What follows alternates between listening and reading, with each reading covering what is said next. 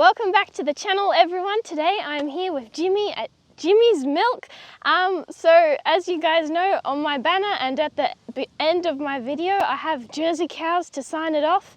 I love Jersey cows, and eventually at my future farm, I want a couple of Jersey cows for some beautiful raw milk. And so, Jimmy, why did you get started into Jersey cows, and why farming? Why regen farming? Tell me. So Dad's been organic farming for 20 years. We went organic 20 years ago. We bought this property about 10 years ago, and we were supplying the Norco, and we were just, well, he wanted to have a product that wasn't homogenised. That was the main thing. They were taking it and homogenising it, which reducing the size of the fat molecules in the milk. Mm-hmm. So, well, it's not good. It's making something that isn't real food. Like that, those fat molecules aren't the size they're supposed to be. They're not the size you're supposed to take into your body, and it's just a highly processed product that, so it's not good for you. Mm-hmm. So we had the idea, well, he had the idea to get a pasteuriser and do it up here ourselves, because this there was a dairy up here. You see, it's a 6-store walk-through dairy, and yeah. Why did you get started into this? So he sort of set it up for like 5 years, and I was building it. He sort of didn't really have time. Sort of just putting money into it, and he thought it'd work. But I got to the end of like my HSC year, and I didn't want to go to university. Like, I didn't want to do that. So I was like, one night I was just sitting on the couch. I was like, "Is that factory still up behind him? Like, is that pasteuriser still up there?" Dad's like, "Yeah, you have to clean it." So I went ahead and cleaned it up. Got 8 cows up there. Got a logo done and a label, and got a few bottles, and that was about it. Cool. We were away with 8 cows. So you started with 8 cows. How many cows do you have now? I got 32 now. So yeah, just slow, like building them up incrementally. 8 to 13 to 19 to 20 and 26. Yeah. And so why Jersey cows? Jersey cows, well, they're smaller. They're like got better feed conversion as well. Like, they don't eat as much feed for the amount of milk they produce. But yeah, and also their fat content. The main reason is their fat content is a lot higher. Like, their milk's always around 5% fat instead of 3.5%. Plus conventional milk, when they get it and they standardise it and they put in the right amount of fat and all that. So there's that as well. So this is high fat, and it's not changed. Cool. So raw milk would be ideally better, but that's illegal. So how high do you pasteurize your milk? So we pasteurise to 65.1 degrees for 10 minutes, which is, there's a bunch of different options you can do, and that's the second lowest one. The other one is 63 for half an hour. So that's what we do, and that's compared to 75 for 15 seconds. Different type of pasteurisation, where it's also heated up very quickly, like continuous pasteurisation. It goes through the pipes and it just goes bang hot, bang cold. So yeah, it's a bit better and tastes less pasteurised. If you drink raw milk, you can sort of tell it's still pasteurised, but not as much.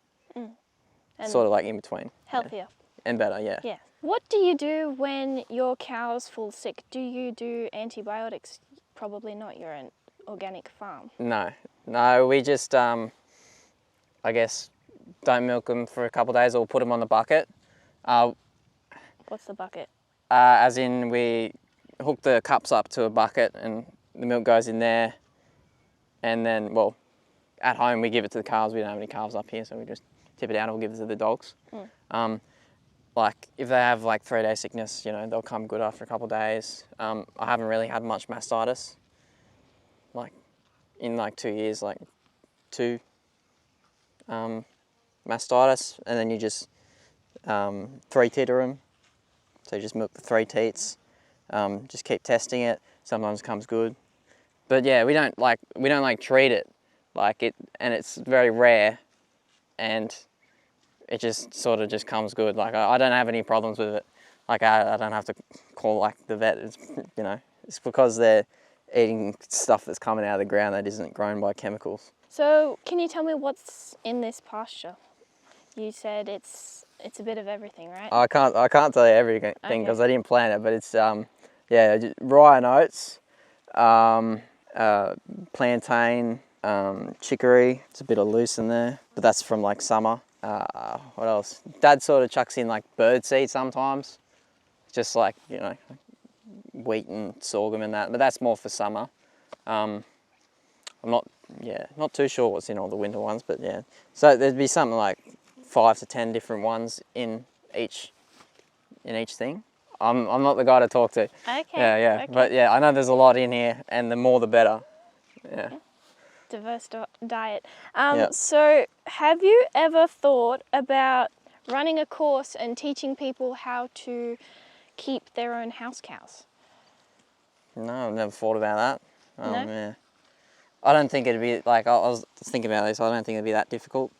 You can get those things that that just have like a can and one milking machine, and you just milk like one cow with it, and like you get like 10 litres a day, which is a lot. Like you like feed like 2-3 families raw milk. Yeah. Like that's a good idea. Like they're not that hard to look after. Do you have any gems of advice for the homesteader how to keep a house cow? Not really. No? I've never done it. I mean, yeah, like, well, with what we do, we don't push them for production. Like, it's a lot more, well, money and a lot more work to get, you know, these conventional farms are doing, you know, 28, 30, 35 litres a day. We're doing 10. So this, when we're not looking for the genetics, like that's work. We're not looking for just pure ryegrass, I don't know, green cocaine sort of grass. They produce 30 litres. But, you know, if you just have a cow and it eats grass, it'll give milk, I guess. Like, and we want to be moving them, obviously. How often do you move them? Every day. So yeah, that's yesterday. It's the day before. This is today. Yeah. Terrific. Where can we buy your milk? Where can we find you? Yeah, so I'm at a lot of places. So I'm at up to Sawtell, and then like northern we've got Bellingen, Nambucca. So health food stores there, Kombu, Happy Pantry, Nambucca. Geez, do I have to name them all? No, that's okay. Like 50. Port Macquarie. I'll name the local ones. Port Macquarie is Wild Culture, Ken Little's, Organics Matter. Wauchope IGA, one of my first customers. Down in Laurelton, Forgiving Foods, Lake Cat Eye, Whole Health Store.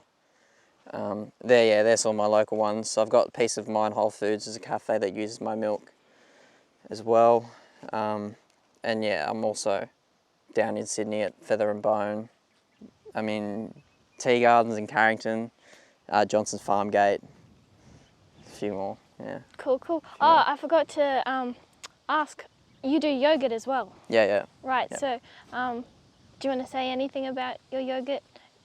Yeah, my yogurt, I do it in like 80 litre batches. So 4 cans out of my chiller, and heat it up to 90, cool it down to 45, put my culture in. And then I bottle it straight away after it's 45 and put the culture in. So bottle it in my yogurt jars, take it outside, put it in my IBC, chuck like 6 or 7 buckets of hot water and fill the rest up with cold, and then put the lid on. So it just sets in water in an IBC, and it's great. It's just milk. Like, it's just milk with just fermented milk. That's what it is. So, well, Jimmy, how old are you, by the way? Yeah, 20. 20. Well, you're a great inspiration for all the young farmers, especially me. I'm 19. You don't have to go to uni. You can start a farm, do what you enjoy, follow your passions. Thank you for taking the time to answer these questions. And that's it. Thank you YouTube for watching. Don't forget to like, subscribe and share, and check out Jimmy's Milk. See you next time. Bye.